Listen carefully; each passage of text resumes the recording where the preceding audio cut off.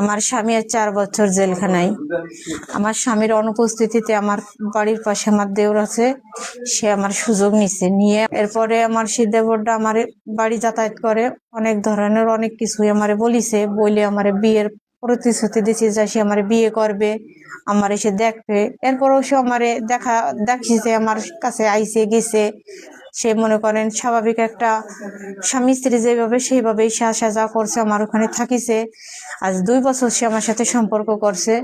2 বছর সম্পর্ক করার পরে সেই দিন 15 কইছে, এখন আমারে অস্বীকার করতেছে। সে বলে জি, যখন চাকরি পাইছে, চাকরি পাওয়ার আগে এখন চাকরি করতেছে আপনার 250 বোর্ডে, 250 বোর্ড আপনার গোপালগঞ্জে। সে চাকরি পাওয়ার আগে বলিছে কি, আমি এখন চাকরি নাই, চাকরি পালি আমি তোমার বিয়ে করে তারপর আমরা করব। আর যখন চাকরি পাইছে এখন সে অন্যরকম আমার সাথে আচরণ, আমারে চেনে না, আমার অ্যাভয়েড করে, আমার ফোন ব্ল্যাক লিস্টে দিয়ে দেয়, আমার ফোনে যে সমস্ত ডকুমেন্ট আছে সবগুলো ডিলিট করিছে। এরপরে মনে করেন একতরফা আমার সাথে তারা হাতাহাতি হয়ে যায়। এরপরও আমি তার পিছনে ছাড়িনি, যে আমার সর্বোচ্চ তুমি নিয়ে গেছো, এখন আমারে লাস্ট এখন সে আমারে মাইনে নিতে চাচ্ছে না। তারপরে সেই সব কথাগুলো আমার শ্বশুর বাড়ি জানাই দিচ্ছে যে আমার সাথে তার এইভাবে সম্পর্ক, এই বৃত্তান্ত। এখন আমার শ্বশুর বাড়ি আমার মাইনে নিচ্ছে না, তারা আমারে নামাই দিছে, আমার শ্বশুর বাড়িতে ডাইরেক্ট আমারে নামাই দিছে। এরপরে আমি গতকালকে গোপালগঞ্জে গেছি তার সাথে দেখা করার জন্য।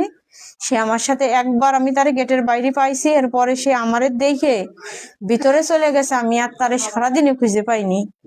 খুঁজে না পেয়ে পরে অবশিষ্ট আমি বাড়ি এসে আমি সোজা আমার শ্বশুর বাড়ি গেছি। তখন আমার শাশুড়ি আমারে বলছে, তুমি যে পথে আইছো সেই পথে চলে যাও, তোমার জন্য আমার বাড়ি কোনো জায়গা নাই, তুমি যে জায়গায় চাইছো সেই জায়গায় যাও। তখন আমি বাধ্যমূলক আমি তার বাড়ি গেছি। আমি আশরাফের বাড়ি যেয়ে উঠেছি।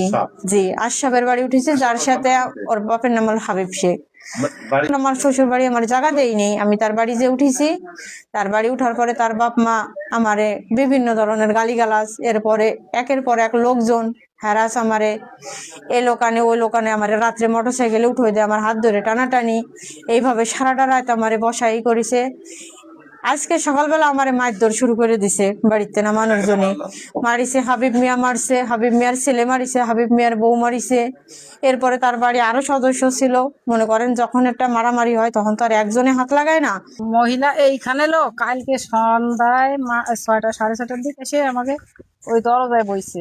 আর এই যে একটু আগে গেল এই সিঁড়িতে বসা ছিল, আর এই ঘরের দরজা দিয়ে খোলা পাইছে। আমরা যে লোকজন আইসি বের করে দিচ্ছি, খোলা পাইয়ে ঘরে লাফ দিয়ে উঠে ও কার সাথে যেন ফোনে যোগাযোগ করতেছে, কথা বলতেছে, মানে যে 5 মিনিট পর পরই মানুষের সাথে কথা বলে। পরে তারপরে ওই লাফ দিয়ে উঠেই কয় কি যে তাই আমি এখন মরবো। ঘরের ঢুকে ওই দরজাটা দিয়ে মারিয়ে দিছে, দিয়ে তো মরবি, সেই বিদায় তো আমাকে বাইর করতে হবে। তারপরে আমার ছোট ছেলে দরজা ভাঙিয়ে তার ভিতরে দিয়ে ওরা খালি বাইর করে দিছি। বাইর করার সাথে কি আমার গায়ে হাত দিল, তো গায়ে হাত দিয়ে ধরে আইনেই তো বাইর করতে হয়। তাই করে কয় কি আমি এখন কেস করবো চলে গেছে।